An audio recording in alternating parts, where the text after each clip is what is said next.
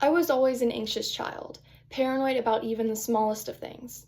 Anytime something mildly concerning happened, I would jump to conclusions and panic. I had a big imagination, but it was not a good thing when it came to imagining the worst possible outcomes of daily events. I never really considered if this panic was a good or bad thing.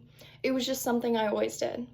It was not until I matured as a Christian that I realized God did not want me to be in this constant state of fear.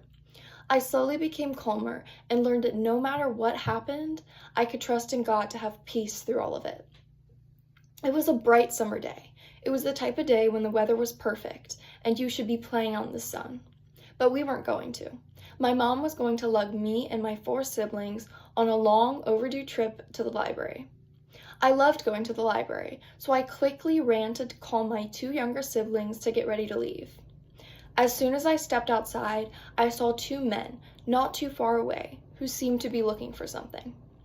We live in the middle of the woods, and random people never come near our house, aside from a mail truck that has to trek through the mass of gravel and plants that is our driveway.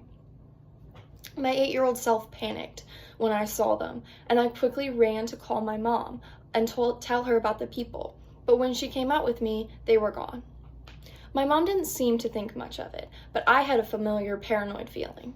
However, we still left for the library anyway.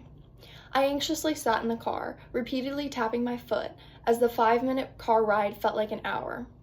What if they were FBI agents spying on us? What if they were following us to the library? What if they were planning to rob our house?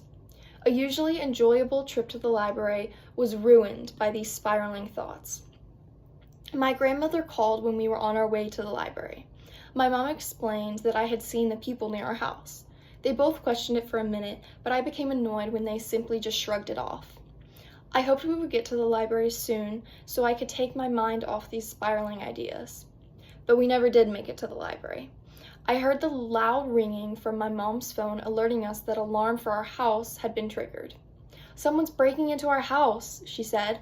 My grandmother gasps, and my mom told her she would call her back. The car gave a sudden jolt, and I flung forward in my seatbelt as my mom pulled us over on the side of the road. My mom eventually called the police.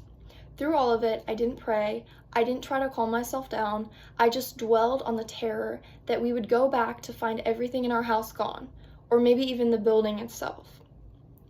After several moments of spiking nerves, phone calls with the police, and anxiously debating what to do next, my mom got another notification that a back door had been left open. She left the screen door to let the nice outside weather in, which somehow messed up the alarm system. It was not, in fact, someone breaking into our house. My mom embarrassingly told the police it had been a false alarm, and called my grandmother to let her know too. As we were driving down our driveway, we ran into the men I had seen earlier, who said that they had lost one of their chickens and were looking for it. After we made sure everything in the house was okay, we were still able to go to the library. Even though it ended up turning out well in this story, I wonder how much heartache I could have saved if I simply didn't jump to conclusions and trusted in God instead of worrying. I was only a kid and would not fully learn this lesson until years later, but this was one of the first times I could identify the needlessness of fear in myself. It was through a long period of growth that I began to put away these worrying thoughts. Thank you.